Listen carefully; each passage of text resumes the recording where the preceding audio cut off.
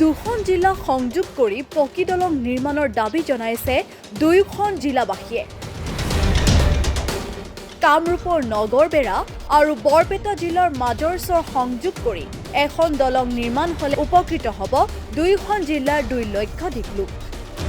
ব্ৰিটিছৰ দিনৰে পৰা দুয়োখন জিলাক পৃথক কৰি ৰখা জলাজলি নদী বাৰিষা কালত নাওৰে আৰু খৰালি কালত পাৰাপাৰ হয় বাঁহৰ সাঁকোৰে।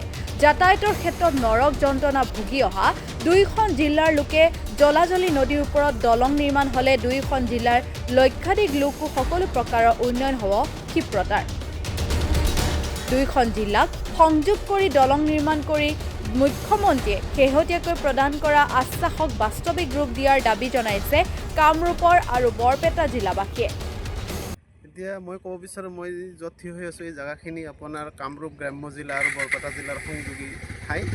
ইয়াতে এখন জলজুলি নৈ আছে। এখন একেবাৰে জন্মলগ্নৰ পৰা স্বাধীনতাৰ যুগৰ কিমান বছৰ আগৰ পৰা আমি নাজানো, মোটামুটি ইয়াতে এই নৈখন আছে। এই নৈখনে দুখন জিলাক সংযোগ কৰি আছে আৰু এই দুখন জিলাৰ মাজত যথেষ্ট বিদ্যালয়, মহাবিদ্যালয়, শিক্ষানুষ্ঠান আছে। মোৰে চাকৰিখন হয়তো বৰপেটা জিলাত, মই কামৰূপ জিলাৰ পৰা অহা যোৱা কৰোঁ। কিন্তু দীৰ্ঘদিনৰ পৰা আমি ইমান জমৰ যাতনা খাই আছোঁ যে ইয়াতে মোটামুটি শ শ ছাত্ৰ ছাত্ৰী, বিভিন্ন যান বাহন আদি চলাচল কৰে।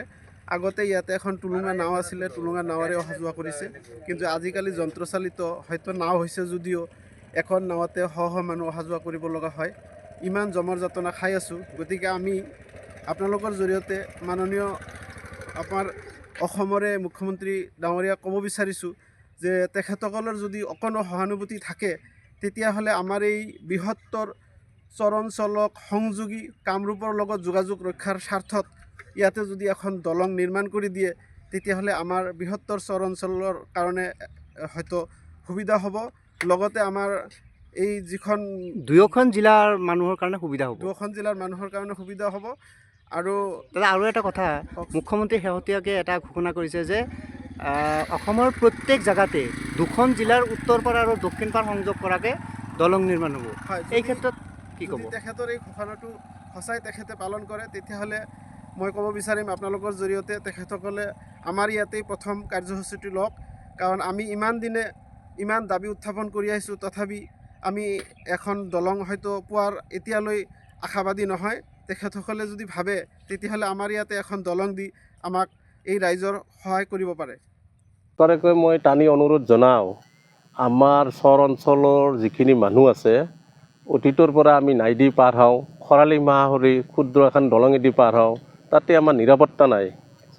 চৰকাৰে যদি দয়া কৰি আমাক ৰাইজৰ উপকাৰ কৰি দিয়ে দলংকেইখন হোৱাৰ স্বাৰ্থত, তেতিয়াহ'লে আমাৰ সমগ্ৰ ৰাইজৰ এটা বৃহৎ উপকাৰ হ'ব। যাক নেকি আমি এখন এম্বুলেঞ্চেদি ৰোগী পাৰাপাৰ কৰিব নোৱাৰোঁ, যাৰ ফলত ৰোগী কেতিয়াবা মৃত্যুৰো মুখত পৰে, ততাতৈয়াকৈ আনিবও নোৱাৰোঁ। গতিকে আমাৰ কৃষক ৰাইজৰ এইখিনি যদি উপকাৰ কৰি দিয়ে, চৰকাৰক মোৰ তৰফৰ পৰা বহুত বহুত ধন্যবাদ থাকিল। দুয়োখন জিলাক সংযোগ কৰি যদি দলংখন নিৰ্মাণ হয় তেতিয়াহ'লে কামৰূপ আৰু বৰপেটাৰ মাজত যোনটো যোগাযোগ ব্যৱস্থা, সেই যোগাযোগ ব্যৱস্থা আমূল পৰিৱৰ্তন হ'ব। একদম আমূল পৰিৱৰ্তন। আমূল মানে আৰু কি আৰু উত্তম পৰিৱৰ্তন হ'ব।